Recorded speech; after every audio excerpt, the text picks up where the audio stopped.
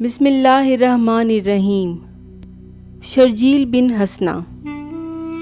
مسلمانوں کا لشکر شہر سکندریہ پر حملہ آور تھا۔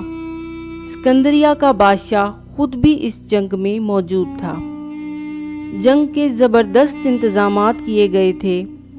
کفار کی فوج ایک مضبوط قلعے کے اندر تھی، جبکہ مسلمان قلعے کے سامنے میدان میں پڑے ہوئے تھے۔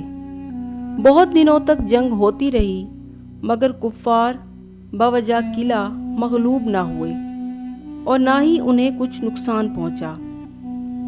ایک دن حضرت شرجیل بن حسنہ نے کفار سے کہا، اے کافرو، ہمارے اندر اس وقت ایسے اللہ کے پیارے بندے موجود ہیں کہ اگر اس قلعے کی دیوار سے کہیں کہ زمین میں دھس جاؤ تو یہ فوراً قلعہ زمین میں دھس جائے گا۔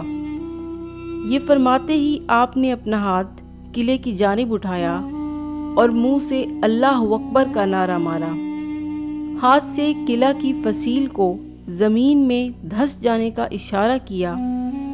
فی الفور سارا قلعہ، جو بڑا مضبوط اور سنگین تھا، زمین میں اتر گیا اور تمام کفار جو قلعہ کے اندر تھے آن کی آن میں ایک کھلے میدان میں کھڑے رہ گئے۔ یہ واقعہ دیکھ کر بادشاہ کے ہوش اڑ گئے۔ بادشاہ اور اس کی تمام فوج شہر چھوڑ کر بھاگ نکلی اور سکندریہ شہر مسلمانوں کے ہاتھ آ گیا۔